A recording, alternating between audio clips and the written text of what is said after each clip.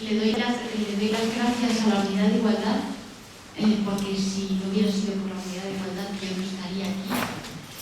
Y entonces muchas gracias Isabel, y muchas gracias Paula. Y como ha dicho antes Marta, vuelvo a decir lo mismo. Paula ha hecho que todo fuera sencillísimo y funcionara. En un mundo donde todo es burocrático, aquí todo iba como la seda. Entonces, muchísimas gracias. Gracias a Ipatía, la asociación que está aquí, que también ha apoyado en lo que han podido. Entonces, muchas gracias a vosotros por estar aquí. Es la primera vez que vengo a Burgos y me parecía muy importante cuando lo dijo Paula, porque no podemos centrarnos solo en los públicos grandes. A veces es mucho más difícil, pero yo creo que es importante pues seguir corriendo la voz, ¿no? ¿Se me oye un poco mal? No. Lo que os propongo para hoy es, lo primero, voy a hacer una lectura de textos del libro Violación no mayor. Esta es la versión inglesa. El libro prácticamente estaba medio escrito en el 2002, se acabó como en 2006 aproximadamente, se publicó en Londres, ganó un premio de novela policíaca. La versión que tiene Marta es de Feminist Press, que lo rechazó en la primera vez que se le ofreció, y lo aceptó más tarde cuando ya estaba publicado en Londres y tuvo muy buenas reseñas, y entonces ahí ya Feminist Press me contactó directamente para ver si lo quería publicar en Nueva York. Pero una cosa bastante normal de no hablar de las cosas de dentro. El libro realmente lo que hace es un diario de violación, como hay muchísimos, con un pequeño matiz, y es que es un análisis estructural de qué ha hecho que esa violación fuera más fácil de lo normal. Desde mi punto de vista, la violación es un crimen de oportunismo, es decir, si puede ocurrir, va a ocurrir. Cuando las condiciones son afines, porque no hacen nada no quitan esa oportunidad, entonces se va a dar. Y en ese momento en Nueva York las condiciones eran muy afines, y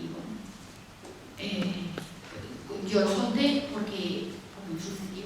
Entonces, si eres filósofo y tienes una agresión sexual, pues el pobre agresor va a tener que aguantar tus palabras, ¿no? En fin,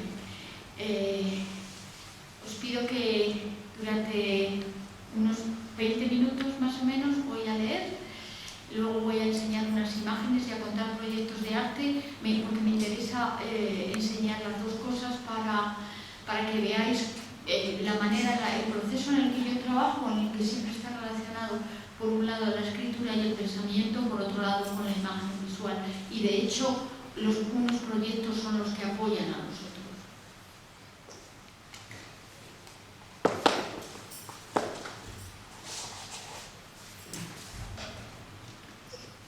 ¿Qué susto me has dado?, le dije sin gritar, como si me estuviera gastando una broma. Por un momento pensé que era el vecino de abajo, que a veces fumaba en el hueco de la escalera. Se parecía a él físicamente, y aún no se me había acostumbrado la vista al pasar del sol radiante de la calle a la luz tenue del pasillo. No me podía creer que hubiera un hombre con una pistola junto a la puerta de mi piso. Mi primera reacción fue negarlo. No iba a pasar nada mal. La segunda fue enfrentarme a la realidad de la situación e intentar bregar con ella de la mejor manera posible. ¿Tienes algo de dinero?, me preguntó. Sí, creo que tengo $20. Entró en mi casa. Cuando le vi cruzar el umbral que separaba el descansillo de la escalera, entrar en el apartamento y luego cerrar la puerta detrás de sí, me di cuenta de que mi vida cotidiana se había terminado. Aquel no era un día como otro cualquiera. Era el final, el último día de mi vida, o por lo menos el último día de mi vida tal como había sido hasta entonces. Entra, dijo. Empujó la puerta y la cerró con llave. Su presencia en mi piso me hacía sentir como si me desangrara, como si el espacio un segundo, mientras lo veía caminar por el pasillo, sentí que me iba a caer, que la gravedad ya no podía sujetarme. El espacio se escapaba a mi control porque alguien más lo había alterado. Entrar en mi propio apartamento era entrar en otra esfera, en el mundo desconocido, regido por otras reglas, un mundo en el que me sentía totalmente extraña. Me sentía separada del mundo al que hasta entonces había pertenecido. Él era un desconocido y su presencia alteraba mi vida hasta tal punto que yo también me convertía en una desconocida para mí misma y para los demás. En este nuevo mundo era consciente de que en cualquier momento me podían arrebatar la vida, que yo había perdido el control. Tenía la boca seca, necesitaba recobrar el aliento y al mismo tiempo probar mi libertad de movimiento, evaluar mi situación. ¿Puedo beber agua?, pregunté. Sí. Me levanté y fui a la cocina. ¿Quieres tomar algo? No daba crédito a las palabras que salían de mi boca. Me dirigía a él como si se tratara de un amigo que hubiera venido a verme. Eso es lo que quería hacerle creer, que era su amiga, porque él no mataría a un amigo. No mataría a una persona tan amable, no mataría a una mujer que le pregunta si quiere tomar algo. Entré en la cocina con la esperanza de que la ventana estuviera abierta. A veces los chicos del edificio de enfrente fumaban en la escalera de incendios, pero no había nadie, era invierno. Entró detrás de mí. Sí, un vaso de agua. ¿Tienes más dinero?, insistió. No. ¿Qué relación hay entre pedir el teléfono y pedir dinero? ¿Iba a llamar a alguien? Levantó el auricular para ver si había línea. Marcó algunos números. Me entró el pánico. Temí que fuera a invitar a sus amigos. Me destrozarían la casa y me robarían mis cosas, mi equipo de fotos, el ordenador, y después me torturarían y me matarían. Hizo varias llamadas. Conté 10 dígitos por cada una, pero no habló con nadie. ¿Dónde está el baño? De camino al salón, eché un vistazo al portátil que estaba conectado. Me miró como preguntando qué estaba haciendo. Al cruzar el salón para poner el teléfono inalámbrico en su base, pisó una colcha con sus botas. Lo siento. Su disculpa aumentó mi ansiedad. Había entrado en mi piso a la fuerza, a punta de pistola, pero me pedía perdón por pisar una colcha. ¿Tendría un trastorno de la personalidad? La primera vez que alguien visita tu casa suele mostrarse excesivamente educado porque no se siente del todo cómodo y quiere dar una imagen de buena persona. ¿Por qué era tan educado? ¿Qué significaba que lo fuese? ¿Era la primera vez que hacía algo así? ¿Tenía su torpeza algo que ver con el hecho de llevar una pistola, un arma que puede usarse desde lejos y que otorga una cierta distancia a la hora de percibir a la víctima como una persona real? Estaba tratando de causar buena impresión, como si estuviéramos en una primera cita. Intentaba desorientarme. Le seguí el juego porque quería sobrevivir. Yo era plenamente consciente de que se trataba de un juego y era capaz de distinguir entre el juego y la realidad de la situación. Tranquilo, no pasa nada. Bueno, voy saltando, me voy leyendo todo, claro. ¿Podrías marcharte? Tengo que hacer unas cosas antes de ir a clase. ¿Podrías marcharte, por favor? No me voy a ir. Yo decido cuándo me voy. No me digas lo que tengo que hacer. Sonaba enfadado y autoritario, la voz de un enemigo. Me estaba mostrando cuán limitado era mi poder. No se iba a marchar. ¿Por qué no? ¿Qué quería? Las preguntas que me hacía a mí misma estaban nubladas por el pánico. ¿Qué hace aquí? ¿Por qué no se va? ¿Está esperando que venga alguien? ¿Qué me va a hacer? ¿A qué está esperando? No está mirando mis cosas. Me está mirando a mí. Está ahí sentado al borde de la cama mirándome. ¿Soy yo lo que quiere? Sentí que un miedo atroz se apoderaba de todas las partes de mi cuerpo y me hacía perder el equilibrio. Era el miedo a la muerte.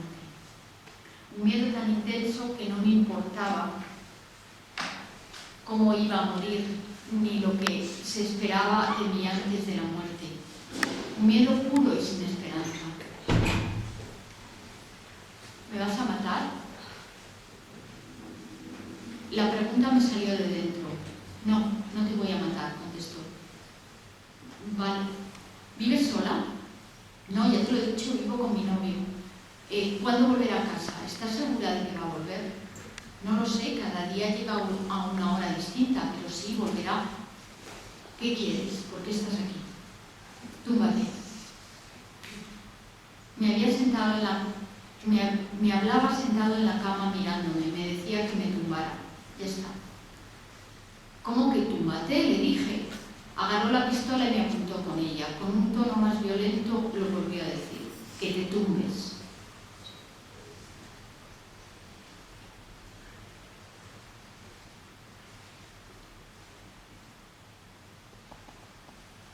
Más allá del contexto urbano de una agresión sexual, explora el proceso de construcción por parte del hombre de la ficción del consentimiento, dando nombre a la misma como una violación no violenta.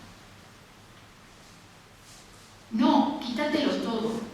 Todavía mirando al suelo, me quité el sujetador y las bragas y me tumbé a lo ancho de la cama, en paralelo a la almohada y a él. Quería hacer que estuviera lo más incómodo posible. Se bajó los pantalones, llevaba ropa interior a rayas azules, negras y blancas. Se puso el preservativo, no lo miré. Giré la cara a un lado, abrí las piernas. Intentó meterme el pene, pero no era fácil, yo estaba tensa. Tenía la vagina seca y él un pene grande. No era capaz de penetrarme, me hacía daño. ¿Has tenido relaciones sexuales antes? Preguntó. No era capaz de entender por qué mi vagina no estaba húmeda. No entendía que yo pudiera abrir las piernas, pero no estar mojada porque no me apetecía tener relaciones sexuales. No quería decirse a sí mismo que yo seguía sus órdenes, pero que mi cuerpo no me obedecía. Sí, he tenido relaciones sexuales antes, contesté. Pero entonces, ¿qué pasa? Bueno, ya sabes, es una situación rara. Me he puesto un condón, ¿no? Así que no hay problema. No le expliqué que para que dos personas tengan relaciones hace falta algo más que un preservativo. El condón era un método de protección, pero no hacía que el sexo fuera consentido. Me estaba violando, aunque fuera sin violencia. Había entrado en mi casa armado con una pistola y ahora estaba entrando en mi cuerpo. No era mi forma de hacer las cosas. Yo tomaba mis propias decisiones con respecto al sexo. Elegía cuándo, cómo y con quién. Tenía derecho a negarme, sin discusión. Pero los principios se diluyen ante una amenaza de muerte. Si tenía que elegir entre la honra y la vida, lo tenía claro. Elegí asumir una pérdida para minimizar la pérdida. La muerte no tiene retorno. Mentalmente lo comprendía, pero mi cuerpo se negaba a aceptarlo. Agarrándome contra él por la cintura, se metió en la boca mi pezón derecho. Intenté relajarme para facilitar las cosas y que me doliera menos. Su pene no entraba. Así es que empujó más fuerte, ayudándose de la mano para penetrarme. Dolía, pero nunca me había dolido tanto. Sentía que se me rasgaba la carne. Mirando al techo, me fijaba en detalles absurdos. Me di cuenta de que la pintura no estaba totalmente lisa, sino que tenía una textura granulada que formaba un patrón vago. Mi cuerpo debajo del cuerpo de un extraño aplastado por su fuerza. No debía llorar, no debía dejarme ir. Tenía que encontrar energías para mantenerme con vida. ¿Puedo besarte?, me pidió. Le miré fijamente. Este tío está loco. Entra en mi casa con una pistola, entra en mi cuerpo sin permiso y ahora me pregunta que si puede besarme. ¿Qué sentido tiene que me pida permiso para besarme cuando me está forzando? Actúa como si fuera la primera vez que se estuviera acostando con la chica. ¿Es esta la fantasía? Imagina que es mi novio o que es nuestra primera cita y este es el primer beso. Puede que no me mate si soy la chica de sus fantasías sexuales, su novia o su primera cita. Lo más probable es que no me mate si en lugar de destruir la fantasía le ayudo a mantenerla viva. Debo permanecer pasiva, para no ser yo realmente, sino un producto de su imaginación. Hasta ese momento llevaba los pantalones y los calzoncillos bajados hasta los tobillos. Se los quitó de una patada. Sí, respondí. A veces sí quiere decir no. Me obligué a permitirle que me besara. Me besó suavemente en los labios y yo me quedé tumbada, plana, inmóvil, como una muñeca. Parecía que no estaba lo bastante excitado, probablemente porque yo no me movía ni hacía nada. ¿Te gusta?, preguntó. No está mal.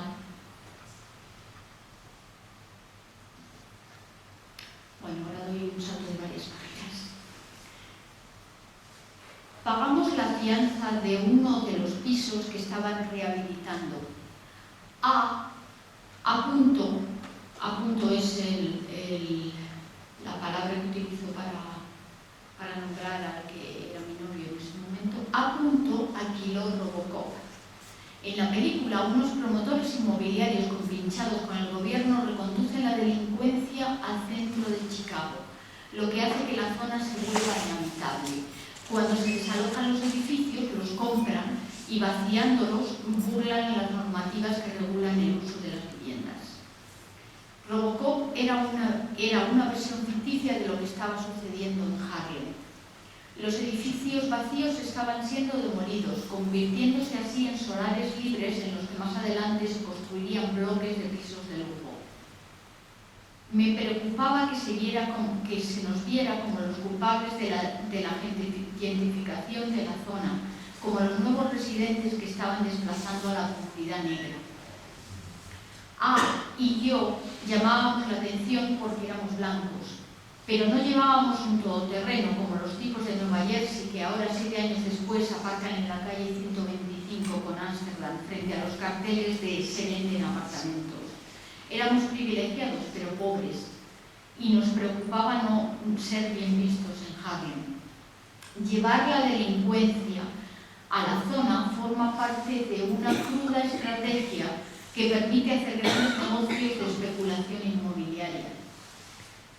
La táctica más sofisticada y perversa consiste en suprimir la delincuencia callejera y al mismo tiempo potenciarla dentro de edificios concretos con los que se quiere especular. Al limitar la delincuencia a unos edificios en particular, su valor cae en picado y así los constructores pueden comprarlos a un precio muy bajo. No solo se facilita el negocio de las promotoras, que pueden comprar los pisos y edificios muy baratos, sino que además se beneficia a los propietarios que alquilan pisos muy deteriorados para pobres. La falta de seguridad en las zonas comunes de esos edificios tan descuidados favorece la delincuencia y fomenta un incesante movimiento de inquilinos. Unos se van y otros llegan constantemente. Los agentes que gestionan los alquileres se quedan con la fianza del vecino anterior, que se marcha corriendo porque le han agredido. Suben el precio cada vez que un inquilino se va. Esto era en Estados Unidos antes de este libro. Gracias a este libro y al empuje de muchas personas, esto no ocurre ahora. Los agentes que gestionan los alquileres se quedan con la fianza del vecino anterior, suben el precio cada vez que un inquilino se va, un 20% era en aquel momento. El aumento de la renta solo se permite cuando entra un nuevo vecino y cobran la comisión de la agencia, un mes de renta, y así obtienen un beneficio inmediato con cada cambio de inquilino. Si un tercio de los inquilinos de un edificio de 30 apartamentos se muda cada año, los ingresos se multiplican, lo que supone unos $100.000 extra de beneficio. Con el tiempo el edificio se queda totalmente vacío y ya no está sujeto a las leyes de estabilización del alquiler. El mío era un edificio de renta estabilizada. Entonces se demuele o se rehabilita y se hacen apartamentos de lujo. Cuando me fui a vivir a Harlem, yo no era consciente de cómo funcionaba en detalle la mecánica de estas operaciones, ni qué relación tendría con nuestro piso, ni cómo afectaría a nuestras vidas.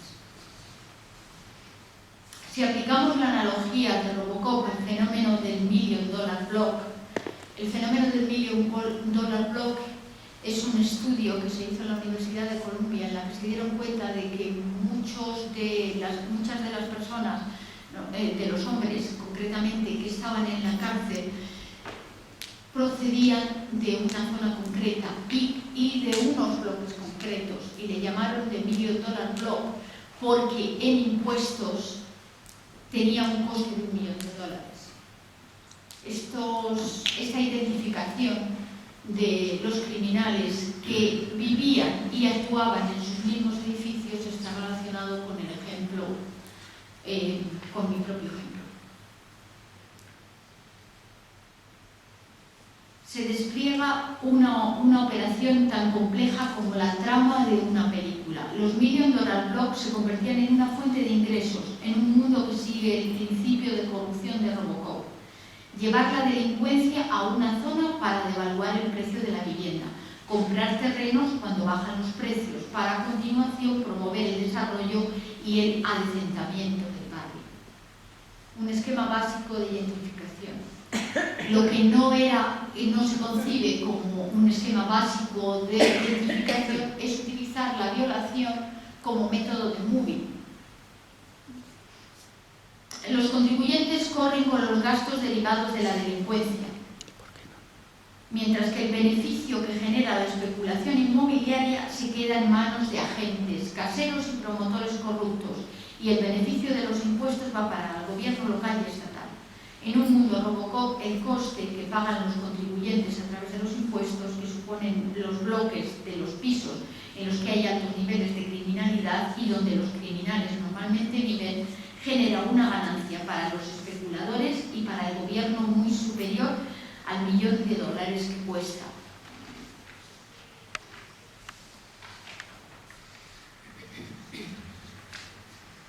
Desde el punto de vista factual, la agresión sexual en la vida civil ocurre haciéndose pasar por un acto consentido y, por tanto, su localización se da con frecuencia en lo intersticial. El último tramo de las escaleras que llevan a la azotea, el cuarto de la limpieza sin cerradura y un portal de madrugada. Son espacios con cierto grado de intimidad y de fácil acceso por un intruso, pero no hay código de seguridad personal que regule los espacios del tránsito de la ciudad a la casa. Este espacio intersticial es el espacio en el que la delincuencia había entrado gracias al casero, en mi caso. No, si leéis el libro lo veréis, había habido una centena de agresiones, un asesinato y otra violación. Luego no era una casualidad, sino que era algo que estaba potenciado de forma sistemática. Nunca pude llegar a probar que había sido el casero directamente, pero sí que había suficientes indicios y bueno, el publicar el libro servía por lo menos para desmontar el mecanismo y que cuando el mecanismo se viera en otros edificios se pudiera reconocer como una agresión de moving inmobiliario. A través de eso, y ahora sigo leyendo, seguramente os estaríais preguntando cómo esa persona ha llegado hasta la puerta de mi apartamento. El libro empieza con una persona en la puerta de mi apartamento con una pistola. Yo llego de la compra, voy a dejar las bolsas, me agacho un segundo a dejar las bolsas y cuando me levanto para cerrar la puerta hay una persona con una pistola. Para que esa persona haya entrado allí con una pistola, ha entrado por algún sitio. Y esta era parte de la propia inseguridad. A menudo no funcionaba la cerradura de la puerta principal. Y otra cosa que yo no sabía en aquel momento, que descubrí más tarde, la mayoría de los edificios tenían una puerta que daba al tejado, porque a diferencia de en España, bueno, también tengo que decir que a diferencia de en España, que la mayoría de los caseros son individuales, en Estados Unidos en general, los caseros son edificios enteros de inquilinos. Entonces hay un solo casero, a lo mejor para 40 pisos. Entonces está la puerta de entrada, el portal, y está una puerta que lleva a la azotea. La azotea normalmente es plana. ¿Qué pasa si la puerta de la azotea en la cerradura no funciona? Como los edificios, como las azoteas son planas y se puede ir andando realmente desde estos que ocurren en las películas, es la realidad. En muchos barrios tú puedes ir andando varios bloques a través de las azoteas, con lo cual tú entras en un edificio, entras por un edificio, pero te mueves a través de las azoteas por otros, con lo cual cuando has identificado a tu posible víctima, te resulta relativamente fácil porque has entrado por la azotea y estás viendo a la posible víctima, no solo de violación, también había robos en las escaleras. Yo estuve 3 meses en ese edificio. Estás a vista de pájaro, ¿no? Entonces estás viendo lo que está ocurriendo, con lo cual es fácil atacar a la víctima. Digamos que esto es un poquito más complicado de lo que más fácil para el potencial agresor o el potencial criminal y más difícil de lo que es en un edificio habitual en España, ¿no? Pero en todo caso nos acordamos de, por ejemplo, el crimen de la Manada ocurre en un portal. O sea, nos acordamos de que la violación es un acto agresivo que requiere cierta intimidad. Y esa intimidad se encuentra muchas veces dentro de la ciudad en espacios que están de alguna manera en cobijo, como pueden ser en la ciudad son los portales. Hay portales también que tienen recovecos, que dan una entrada a un patio, es decir, hay una serie de espacios intersticiales que se convierten en espacios de potencial agresión, porque vuelvo a lo que he dicho al principio. La violación es un crimen de oportunidad. Tú no puedes violar a alguien en una plaza pública delante de todo el mundo, no vas a poder. Entonces es un crimen de oportunidad y tienes que buscar tus estrategias, y una de ellas es buscar un espacio recogido en el que tengas 15 minutos. Y curiosamente, y esto sigue ocurriendo en España, no tenemos un código de construcción que considere la seguridad personal dentro de los espacios de los que sean, ni de la vivienda, ni de los espacios públicos como el ascensor. Muchas violaciones ocurren en los ascensores o en los portales. Y en muchos casos, por ejemplo, en el caso de los portales, el mecanismo es tan fácil como poner un espejo de tal manera que cuando tú entres y abres la llave de tu casa, si tú tienes un espejo en el frente, estás viendo lo que ocurre en la trasera. Entonces, el típico asalto de cuando sales en zapatillas a bajar la basura y no te has dado cuenta de que hay alguien detrás porque va silencioso, te ayuda a verlo. Es decir, hay una serie de mecanismos que realmente son bastante sencillos que si se consideraran en el diseño evitaríamos los crímenes en el espacio doméstico, por ejemplo. Sigo leyendo. Yo investigaba sobre juegos, espacio urbano y arquitectura en el Avery Library de Columbia. Consciente de que mi experiencia cotidiana de la ciudad era un cruce continuo de límites, desarrollé una narrativa del espacio urbano como tablero de juegos. 1. Pasa frente a la gente sentada en fila en los escalones de la Lowe Memorial Library, que da a la plaza central. 2. Sal por la entrada a la Universidad de Columbia en Broadway. 3. Baja la cuesta. 4. Pasa frente a los edificios perfectamente alineados con el bordillo. 5. siente un ligero desconcierto cuando los edificios de vivienda social se retranquean del bordillo y no miran a la calzada. 6. Observa cómo emerge el tren elevado de debajo de la tierra en la calle 121 con Broadway, que marca el límite de la estación 125. 7. Cruza la calle. 8. Toma el callejón que pasa delante de la comisaría, el aparcamiento y la iglesia. 9. Siente el olor de los pollos vivos del matadero y del humo de tubos de escape en la estación de autobuses. 10. Sube la cuesta hacia San Nicolás Terras. 11. Crúzate con gente que está de pie en las esquinas, como si fueran señales de tráfico. 12. Mira a la gente que se agolpa en los bancos de enfrente en la cancha de baloncesto. Ese es el camino que yo hacía a diario entre la biblioteca de la Universidad Columbia, donde estaba haciendo una investigación, y mi casa. Yo vivía en Harlem y el límite entre Harlem y Columbia University ahora mismo, ese límite se ha difuminado, era la calle 125. Estaba en pleno desarrollo, habían comprado Columbia University espacio para 6 macroedificios y la situación en el barrio era tensa. Tampoco se notaba desde el principio, yo no sabía que habían comprado ya los espacios, era tensa porque estamos hablando de población negra pobre, que mayormente de alquiler, prácticamente sin propiedad en esa zona, muy cerca de una zona de ricos, donde las rentas eran 3 veces superiores. Yo cuando estaba en este sitio pagaba $878 al mes. Una renta en Columbia University al mismo tiempo era unos 2.100. Y yo estaba trabajando como profesora asistente y mi sueldo en ese tiempo me parece que eran 1.400 al mes y tenía que pagar 878 más gastos, ¿no?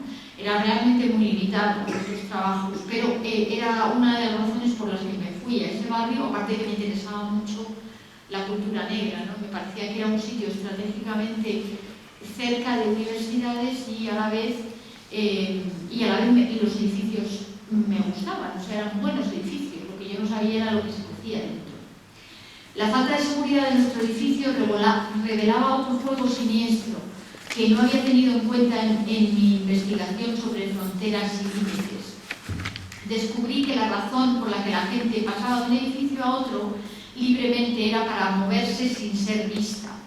Los edificios proporcionaban rutas ocultas que los delincuentes utilizaban para evitar ser detenidos. Era posible entrar en un edificio sin seguridad desde la calle, subir las escaleras, acceder a la azotea y desde allí cruzar otro edificio.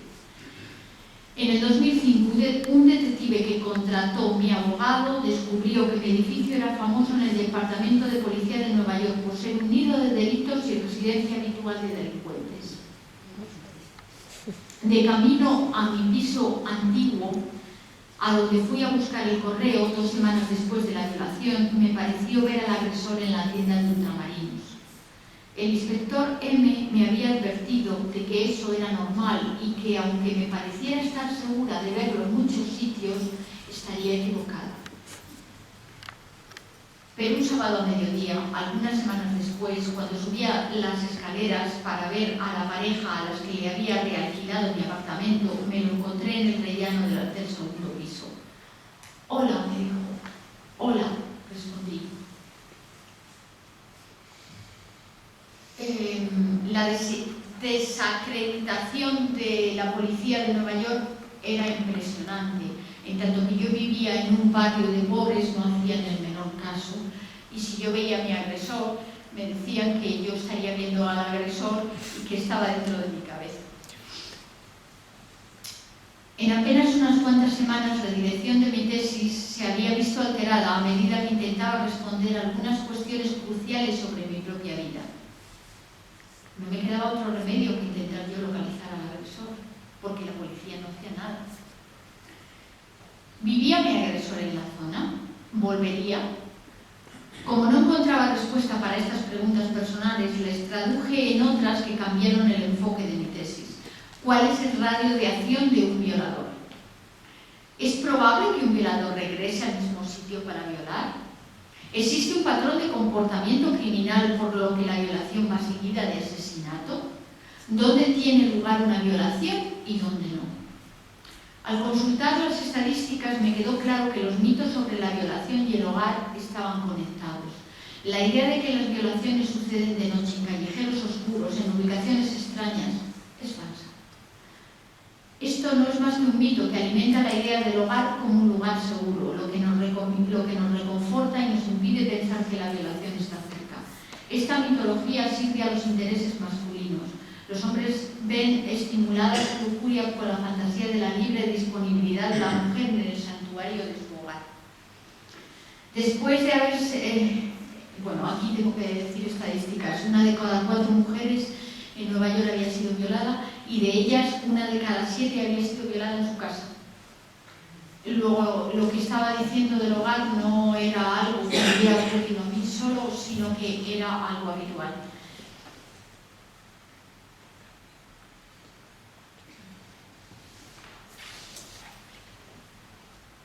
La policía llama a los agresores que forman parte del entorno de la víctima known-doers, los conocidos, ¿no? El 75% de los violadores son hombres que viven en la casa de la víctima o parientes con los que mantiene algún tipo de contacto social.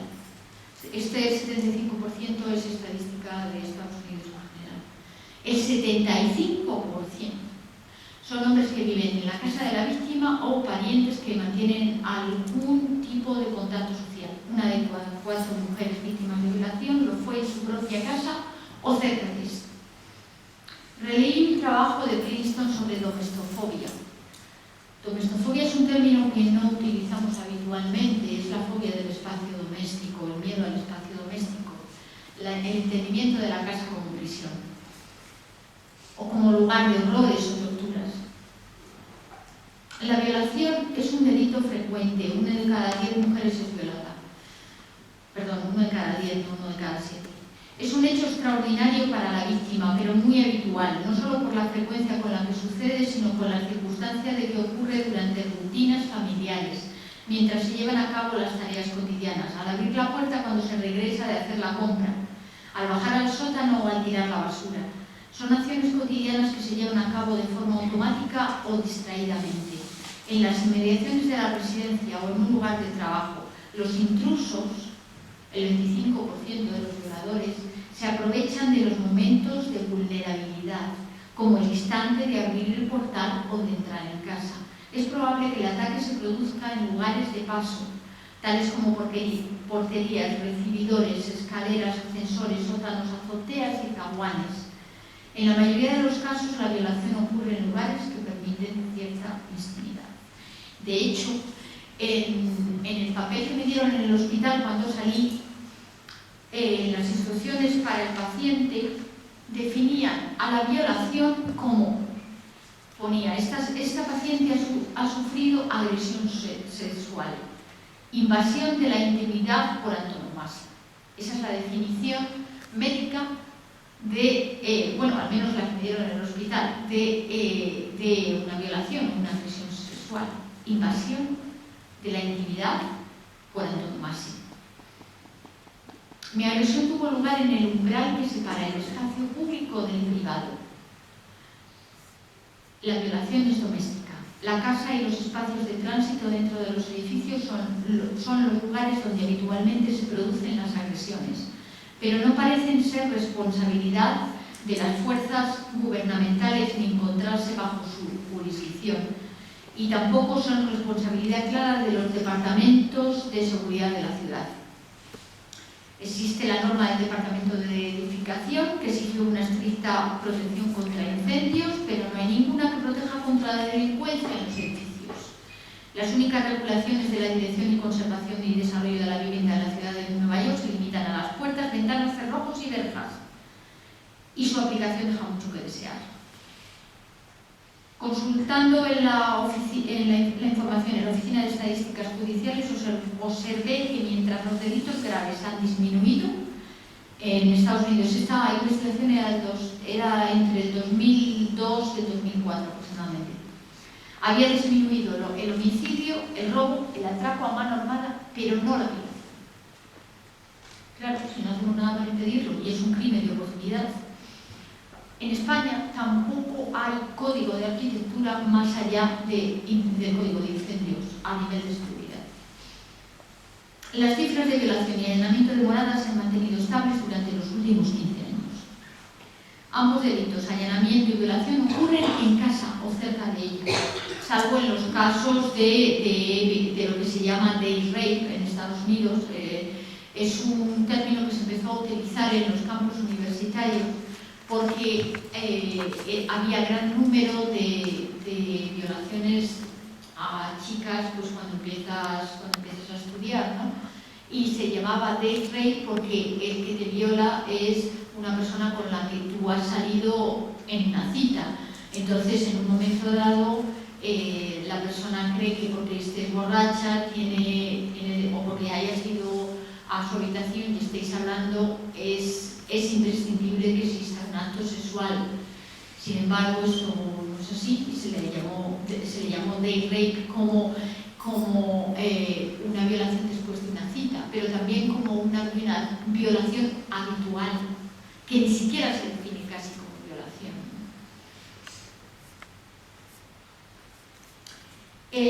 Aquí habría, con respecto a lo que decimos de la legislación, habría que cambiar,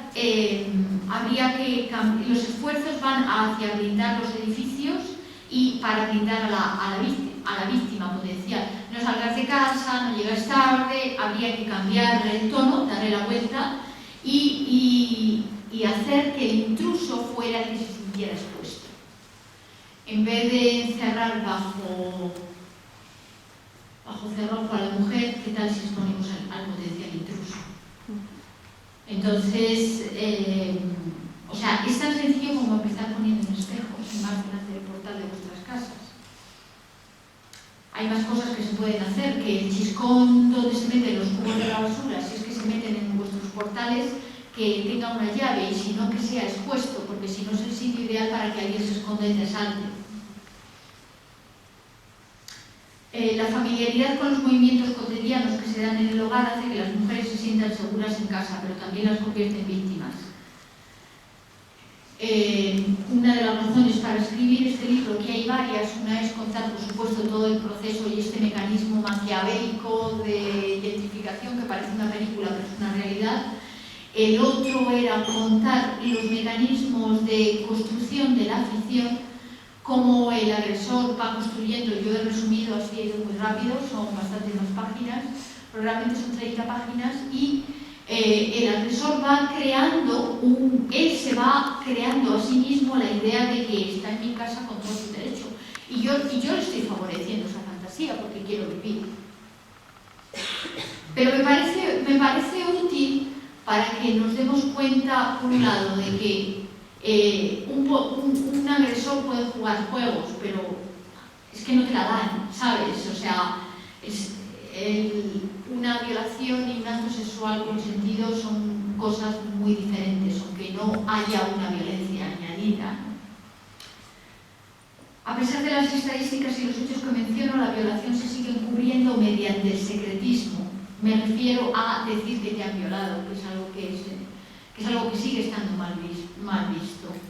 La santidad del hogar y del cuerpo, por el miedo a la invasión de la intimidad por antonomasia, se pervierten cuando la sociedad separa a la víctima. El delito tuvo lugar en tu casa, no en la mía.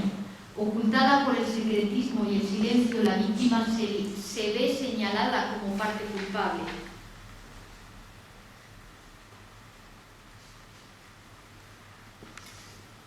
Un desconocido para mí, mi agresor, conocía mi espacio. Estaba familiarizado con las condiciones de seguridad del edificio y sabía dónde esperar a sus víctimas sin ser visto. El portero me dijo más tarde que lo había visto al agresor durmiendo en la azotea del edificio con un saco de dormir, pero no me explicó por qué no lo había echado.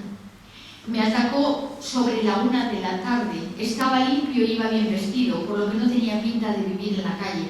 Conocía la piscina del barrio y puede que hasta se hubiera duchado allí. Parecía ser de la zona. Está claro que vivía cerca porque estábamos en pleno invierno y no llevaba cazadora cuando bajó a mi casa. Después de la violación me topé con él 2 veces más y yo me preguntaba por qué había vuelto al lugar de la violación. Solo después me di cuenta de que no es que hubiese regresado, sino que nunca se había ido. El edificio era su territorio. Cuando me enteré de que habían condenado y sentenciado al agresor, no voy a contar todo ahora, ¿no? Pero por eso digo que ganó un premio de película policíaca, porque esto hay que tomarlo con un poco de humor también. Os animo, si os agreden en algún momento, a que lo denunciéis, porque yo estuve a punto casi de no hacerlo, por miedo. Porque en el momento que pones una denuncia, si la persona lo sabe, puede volver también, ¿no? Pero os animo realmente a que lo denunciéis a nivel mental, porque si no cargas con el peso de la culpa todavía más, de la autoculpa, ¿no? Todavía más de lo que cargas con el peso de tu propia culpa, de decir, bueno, ¿cómo no he hecho nada? Evidentemente, racionalmente no has hecho nada porque quieres vivir. Si tienes una pistola en la cabeza no haces nada. Pero tu cuerpo está enfadado contigo misma, ¿no? O contigo mismo, si es el caso de un hombre. Cuando me enteré de que habían condenado y sentenciado al agresor, mi mente volvió al momento en que ese hombre estuvo en mi apartamento. Recuerdo que mi cabeza iba a toda velocidad en busca de algo que pudiera ofrecerme una pista para encontrarlo. Partículas de información pasaban por mi mente. 1 de cada 10 hombres en Estados Unidos ha estado o estará en la cárcel. 1 de cada 4 hombres negros ha estado o estará en la cárcel. Los datos que no procesé fueron: 1 de cada 10 mujeres es víctima de violación. De esas mujeres, 1 de cada 4 es violada en su propia casa. Mientras A estaba impartiendo una clase que tituló Prison Land, Carcelandia, sobre el auge en Estados Unidos de la construcción de prisiones y la arquitectura carcelaria, yo por mi parte había escrito un ensayo que titulé Domestofobia, un acercamiento a la deconstrucción del concepto de lo doméstico como espacio placentero en Estados Unidos en la década de los 70. Era una coincidencia que en nuestra vida cotidiana A y yo nos enfrentáramos a los problemas que estábamos estudiando. Nuestras investigaciones universitarias se estaban volviendo autobiográficas. Mi concepto de domestofobia se basaba en 2 ideas. Una, el concepto de hogar, que es un mito, porque en la práctica el hogar es más bien una cárcel, a veces. 2, la casa es literalmente un lugar donde se comete violencia contra las mujeres, a veces. Tras la agresión establecí una tercera conexión entre la domestofobia y carcelandia. El hogar, el símbolo del sueño americano, es simplemente una imagen. Solo es un hogar para quienes, en lugar de cuestionarse las costumbres, la moral y la cultura en que viven, aceptan el mito o la imagen de ese hogar del sueño. La casa es la manifestación física de dicha imagen, de ese mito. Pero como sucede con cualquier idea que se forma, no puede materializarse sin perder algo en el proceso. El mito del hogar se mantiene congelado como una imagen del sueño, que oscurece la realidad de la casa como una jaula dorada para los ricos o una jaula desnuda para los pobres, una trampa en cualquier caso.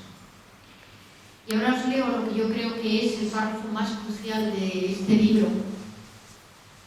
En microescala, una forma de sentirse en casa es meterse en el otro, en su cuerpo o en su casa, con consentimiento o por la fuerza.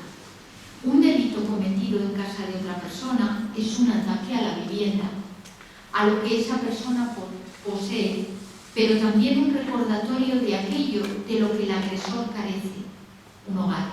Estamos hablando de que mi agresor era un vagabundo, no tenía hogar. Psicológicamente, esta relación facilita que se cometan delitos contra la propiedad en la casa, tales como el allanamiento de morada o la violencia contra las personas que la habitan, porque el delito parece justificado. Atacar la casa de otra persona significa atacar indirectamente a dicha persona, su derecho a la intimidad. En este extremo, allanar el cuerpo de alguien, violar, es una forma de entrar en el hogar y en el cuerpo al mismo tiempo. El deseo del violador de sentirse como en casa se ve cumplido al estar dentro del cuerpo de otra persona, y al violar el cuerpo del otro le está negando su hogar. Sea un conocido de la víctima o no, el violador territorializa el hogar y el cuerpo ajenos, pues ocupa ambos espacios. El hecho de que el género de las víctimas de violación sea predominantemente femenino y que tradicionalmente el lugar de las mujeres sea la casa, parece identificar el hogar como el cuerpo de la mujer.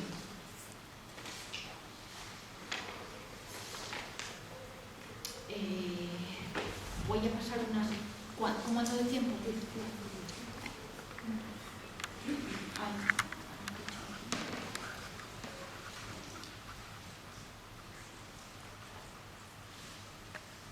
Bueno, esto es una imagen como mítica, ¿no? De lo que es Nueva York con ese King Kong y la imagen de la mujer y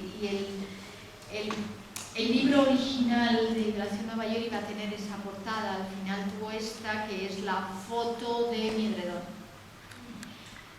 La foto de mi edredón es la foto que tomé yo después de la violación. Y esta etiqueta que tiene aquí es la foto de la prueba, o sea, porque se llevó al juzgado como prueba porque tenía que probar que había sido violación. Y ahora seguimos hablando de eso. Bueno, esto era un pequeño gráfico en el que mostraba esta cosa negra que hay ahí con puntos blancos, es Manhattan, y la parte de arriba están puestos los delitos contra el cuerpo, y en la parte de, o sea, en rojo los delitos contra el cuerpo, en verde los delitos contra la propiedad. ¿Por qué este mapa es interesante? Porque los delitos contra el cuerpo ocurren en la parte encima de Central Park. O sea, Manhattan es así, es como una polla, la parte está como un poco más arriba, está Central Park, en la parte de arriba de Central Park es Harlem, y los delitos contra el cuerpo, esto son estadísticas, ocurren en la parte de arriba y los delitos contra la propiedad en mayor medida en la parte de abajo.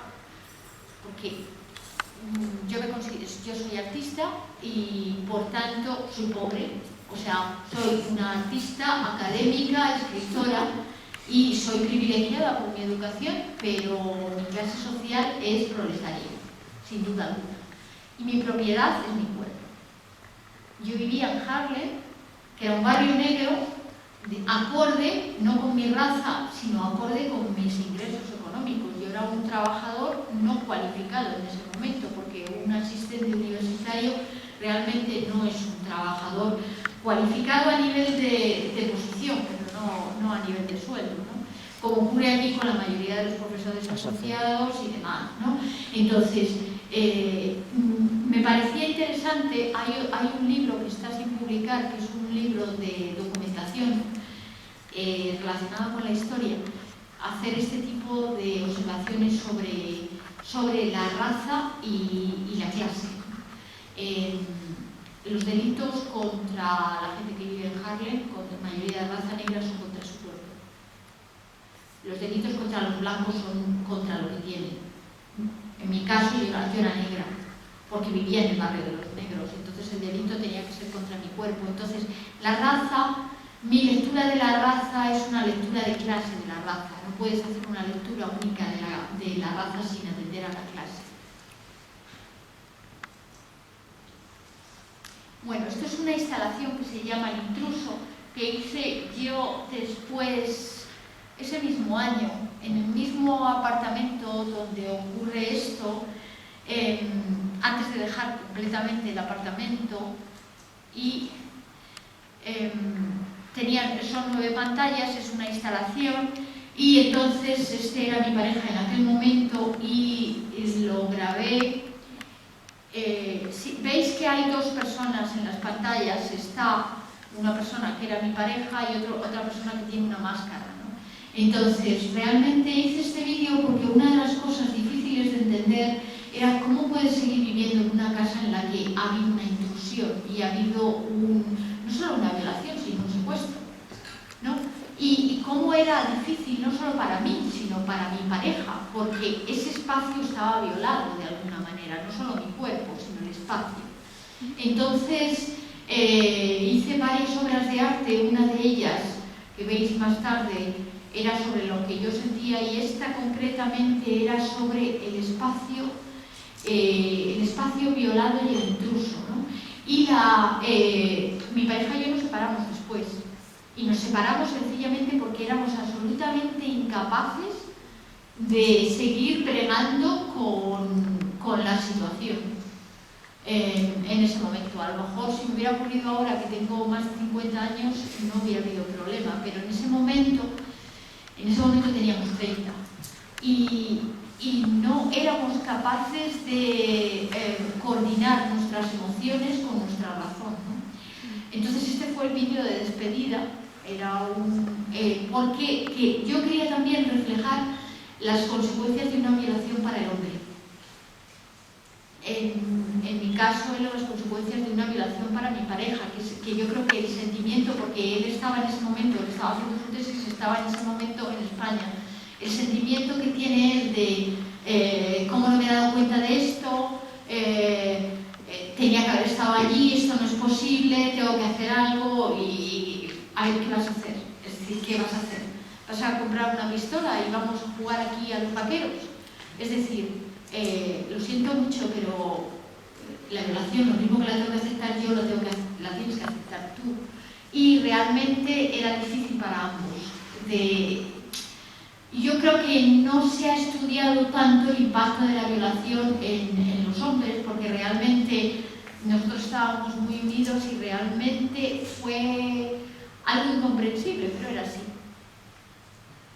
Y bueno, esto era como una sensación de un intruso, ¿no? Entonces en esta instalación la imagen del intruso va pasando justo detrás de la otra persona, ¿no? Entonces siempre es como que un intruso que está escondido en algún lugar y que es como esa imagen ya del miedo al intruso, ¿no? Entonces el miedo al intruso ya forma parte de tu imaginario y tienes que dejar no solo tu casa sino tu propio espacio como espacio hogar. Estos son distintos pantallazos, esto es el barrio y era esto. Esto se expuso en el International Center for Photography en el 2003, en la Bienal de Fotografía.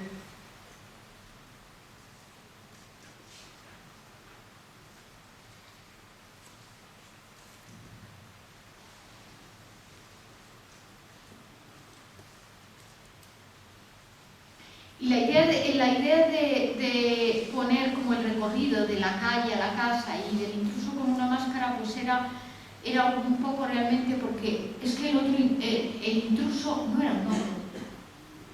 No era un ogro, era realmente alguien que había visto que si violaba a las mujeres del edificio, de varios edificios, que le venía muy bien porque era una manera de tener sexo, podía estar viviendo en las azoteas del edificio porque el casero le dejaba. O sea, era así. Entonces el intruso podría ser cualquiera, o sea, era un tipo con unos valores éticos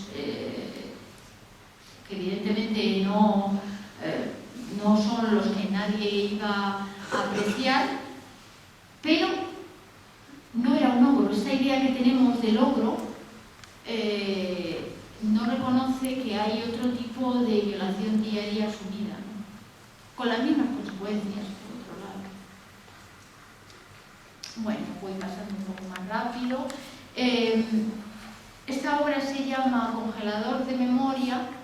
Al día siguiente de la violación yo me hice una fotografía en el espejo del baño cuando me levanté y no me reconocía.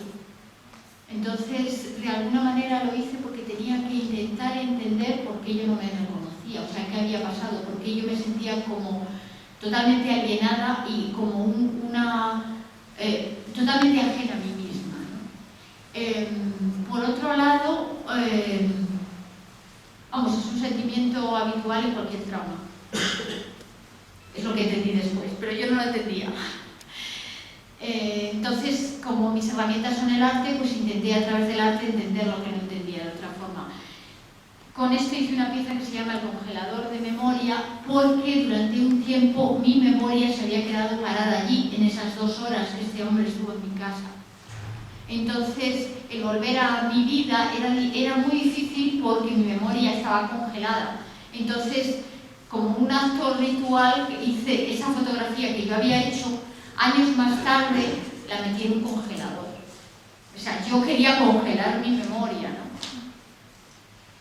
Y esta era la imagen, ¿no? Pero que de alguna manera la imagen casual que ocurrió con la foto en el congelador de alguna manera ese fantasma que aparecía al revés, esa era yo, ¿no?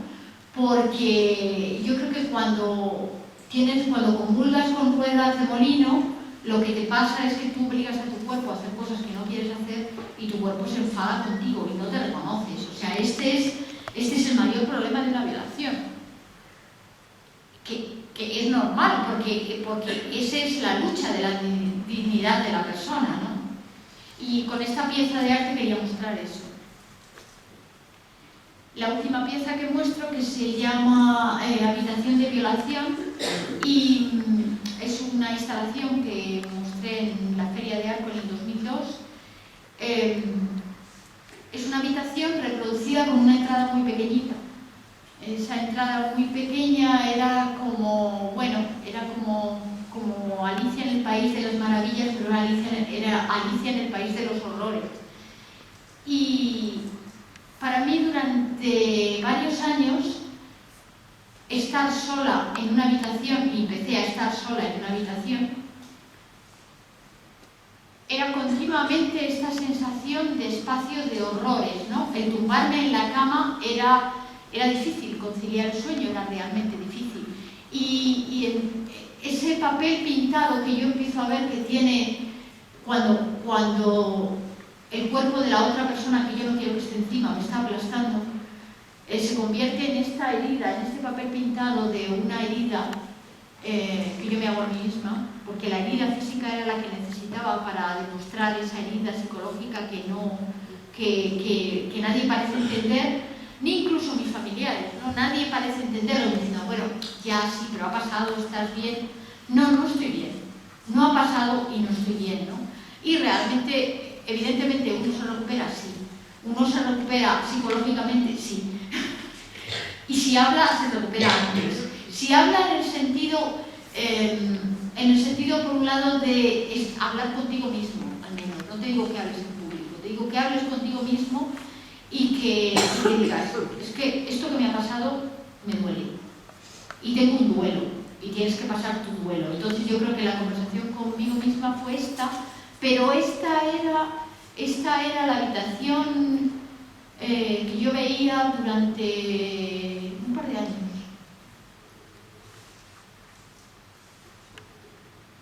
Y muchas gracias por haber escuchado. Y entonces abrimos el turno para que compartamos lo que queramos.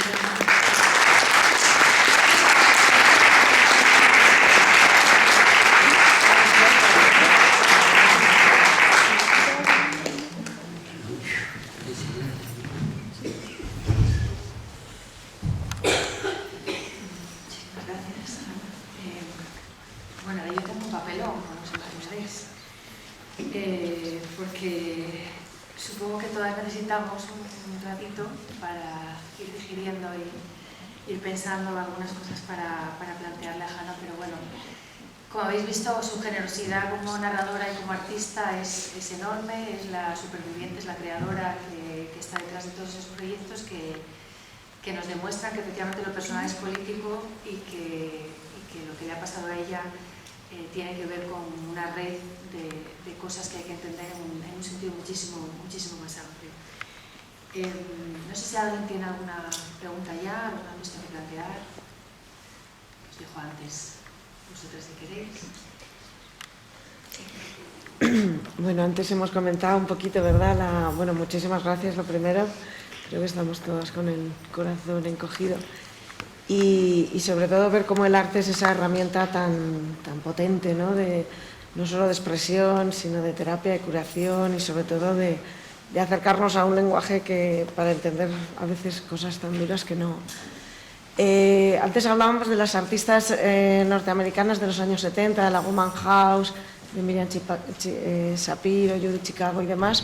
Y posteriormente también Ana Mendieta, ¿no? A mí me interesa también un poco la obra de Ana Mendieta con la cuestión de la violación y cómo ella también Y luego como cuando yo, por ejemplo, estudié Bellas Artes, que fue del 92 al 98, me costó mucho encontrar información de cómo había muerto Ana Mendieta, por ejemplo. O sea, todo lo que leía en inglés y todo, su muerte brusca, abrupta, tal, o sea, ni siquiera había todo un tabú para, bueno, claro, como era Carla André y todo eso que que hubo, pero bueno, el artista que entonces fue su compañero, bueno, pues ella murió,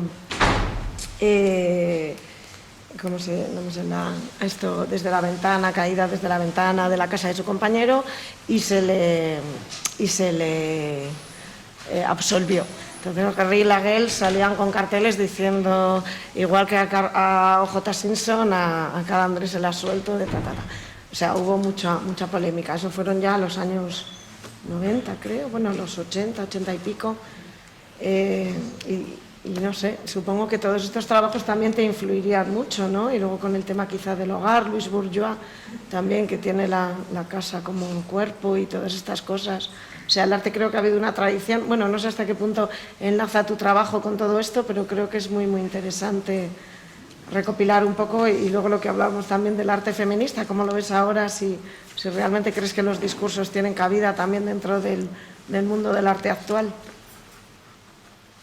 Realmente yo nunca estudié Bellas Artes, yo estudié filosofía, y mi forma de trabajar, bueno, no estudié Bellas Artes, sí que estudié fotografía y estudié performance, estudié arte, pero bueno, pues en centros culturales, en talleres, en cursillos. Entonces soy casi, a nivel de imagen, soy muy autodisciplinar.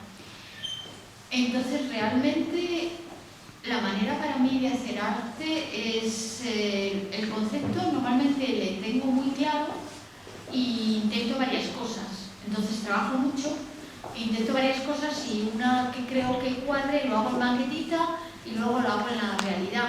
Pero funciono muy así, funciono muy como muy método intuitivo, vaya, racionalista filósofo, de a ver, ¿qué quiero decir? Quiero decir esto. ¿Cómo lo voy a hacer? Pues tengo esta posibilidad, esta. Y entonces,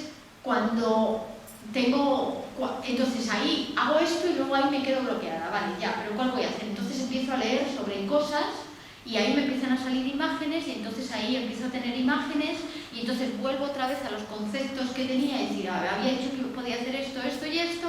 Entonces es como una especie de bola, yo lo llamo el método bola de nieve, porque aparece como, a veces es una inspiración y a veces es una idea, y lo dejas rodar, va creciendo, empiezas a probar cosas y a veces, o sea, aquí muestro lo que se ha expuesto, pero la cantidad de cosas que hay que no han llegado a nada, pues podéis imaginar, ¿no?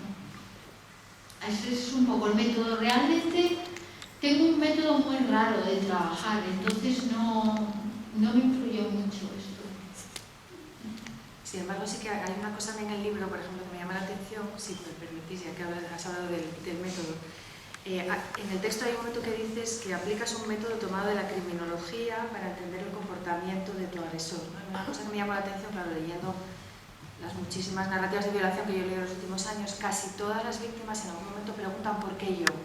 ¿Por qué a mí? ¿Por qué me ha pasado esto? La pregunta que tú planteas es ¿por qué él? Que a mí me parece un cambio de paradigma muy radical. Quizá ahora en la cuarta ola del feminismo, que estamos empezando a decir el violador eres tú, eres Harvey Weinstein, eres Bill Cosby, eres este, eres el otro, estamos más acostumbradas a darle la vuelta. Pero claro, esto es el año 2001 cuando sucede, 2009 cuando sale esa primera edición en Gran Bretaña, si no me equivoco, y 2011 la de Estados Unidos. En ese momento darle la vuelta y decir por qué él es realmente muy poco habitual, ¿no? Y no sé si ese método fue algo que a ti te pidió en ese momento tu cuerpo como para apartarte un poco del tema, o si es algo que has usado No, otras... fue una cosa práctica, o sea, la policía no hacía nada. Entonces, primero, yo me tenía que defender de un próximo, bueno, va a tener ganas otra vez y va a volver, ¿no? Entonces aquí ya sabe Entonces, yo me empecé a pensar ¿por qué? Porque él, qué circunstancias vive, es un vagabundo, no es un vagabundo, si es un vagabundo, puede que sea un vagabundo porque claro, está viviendo arriba porque había un saco de dormir.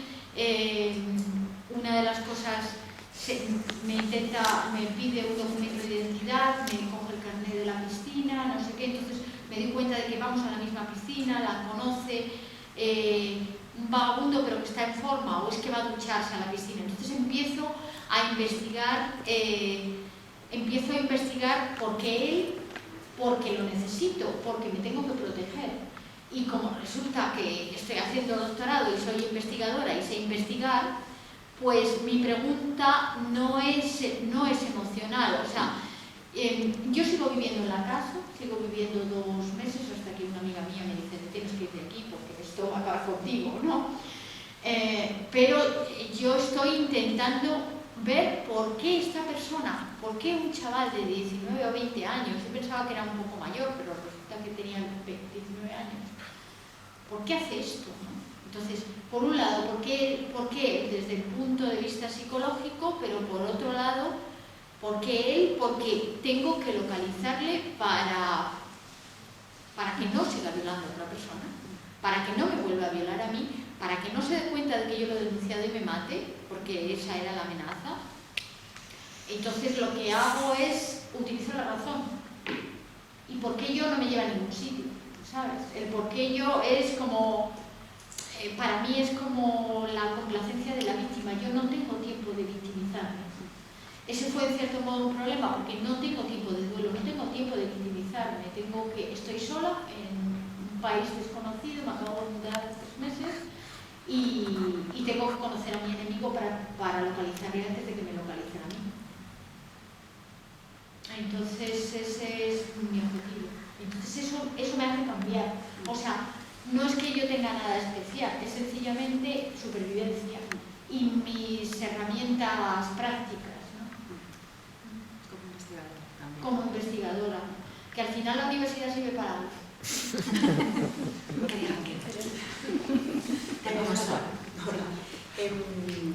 Cuando yo empecé a leer tu libro, pues claro, era un libro, se titula Violación en Nueva York, pues ya sabes de qué va. Pásate tú aquí, venga. Vamos a invertir aquí la persona. Yo estoy más cómoda aquí. Que no venga, que sí te oye mejor. Aunque tú te quedes de aquí, yo me quedo aquí. Vale. Entonces yo empecé a leer el libro, pues Violación en Nueva York, ¿no? Y cuando leo como una violación, porque además es una violación aparentemente sin violencia, pues entiendo que habrá gente que se lo plantee, ¿no? Que te doy un beso, pues sí, dámelo y tal, ¿no? Y a mí lo que me sorprendió del libro, porque yo eso puedo entenderlo, puedo ponerme en tu lugar, puedo entender las palabras que dices cuando dices parece que estaba fuera de mí misma, todo esto, pero a mí lo que me sorprendió es la deriva al móvil inmobiliario, o sea, más allá de lo que pasaba en tu cuerpo, estaba relacionado con algo estructural que era el mercado y que eran los espacios y que era la violación de tu intimidad, que es tu cuerpo y tu casa. Y entonces has dicho que cuando has escrito el libro, que a veces hacemos cosas y no sabemos qué influye. Tú dices al principio, este es un espacio pequeño, pero yo creo que hay que venir a los espacios pequeños. Y cuando has escrito el libro dices, esto pasaba pero ya no pasa. ¿En qué ha cambiado el móvil inmobiliario? ¿Por qué ha sido tan importante escribir un libro sobre tu experiencia para cambiar algo que puede ser cambiar el panorama de una ciudad o el mercado de una ciudad? Bueno, lo que no ha cambiado la gentrificación, que sigue igual. Lo que sí que ha cambiado era la ley específica del alquiler, lo que era la renta antigua en España, que allí no había renta antigua, pero era alquiler de renta estabilizada. Entonces, había incentivo para el casero. El incentivo era que si el inquilino se iba, era el único momento en el que podía subir la renta. Entonces intentaba hacer la vida imposible. Hombre, aquí el casero también te intenta hacer la vida imposible, algunos. Sí. Pero no tiene un derecho de incremento del 20%, que es una bestialidad, cuando normalmente subimos un 2%, un 20% que te dejen... Claro, eso es lo que ha cambiado. Eso ha cambiado, o sea, ya había muchas asociaciones que estaban empujando para que eso no ocurriera, porque es que, claro, te dejaban sin luz, sin calefacción, o sea, era maltrato del inquilino hasta que se iba, ¿no? Pero vamos, lo de la violación ya es que era un poco como el colmo, es como os habéis pasado. Entonces, hacerlo público era como decir, os habéis pasado.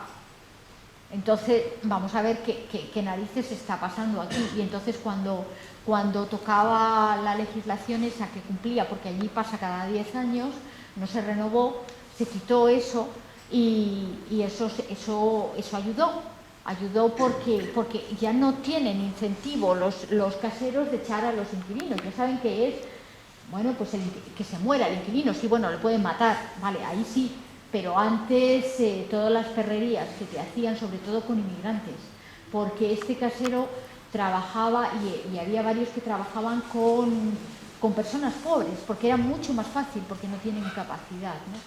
Y luego, la unión de la intimidad y del cuerpo con el tema inmobiliario realmente viene porque, bueno, yo vengo de estudiar en una universidad, acabo de estudiar arquitectura, es una universidad muy rara, porque es Princeton, que es una universidad, para que te des cuenta, yo tenía 6 compañeros en el máster, éramos 6, o sea, y es una universidad de élite, aunque yo conseguí una beca, o sea, yo no fui porque fuera rica, yo soy hija de una cocinera y un trabajador de la construcción, yo fui porque conseguí una beca. Pero realmente yo fui a esa universidad concretamente porque me interesaba mucho esta forma de ver el mundo y de ver la vida, que no era como la estamos viendo de una manera habitual. Y los estudios, por ejemplo, el estudio del $1 Million Block es Laura Kurgan, que era una profesora mía. O sea, los problemas de una sociedad tú no los ves si no cambias el planteamiento. Y para cambiar el planteamiento tienes también que tener una educación en lo que se llaman outside of the box, ¿sabes? Pensar fuera de la caja. Entonces tú tienes que pensar un poco fuera de la caja. Y tienes que darte cuenta, tienes que empezar a observar cosas sin tener un juicio. Entonces eso es una metodología que aprendí en Princeton, que me interesó mucho, que es no tener un prejuicio de lo que algo tiene que ver, sino tú empiezas a acumular cosas, a observar como un detective, que al fin y al cabo un detective es un observador.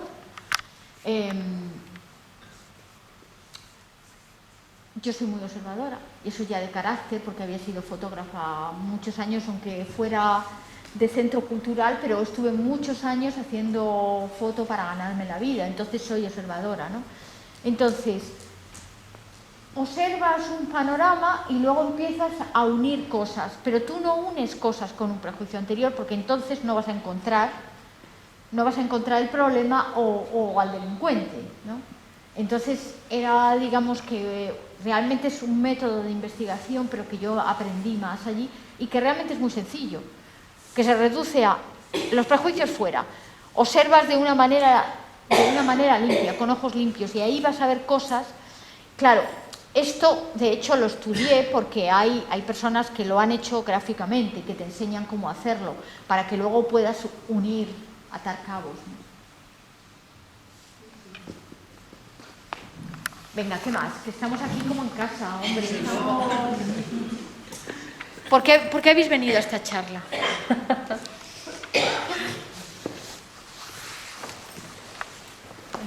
Ay, pues, me parecía que era un tema bastante interesante, a pesar de que ya partía un poco de, digo, esto me va a dejar mal cuerpo, seguro, y así sigo. Pero ojo, creo que son cosas que es importante escuchar y conocer, y más de primera mano. Ya. Bueno, contarme más.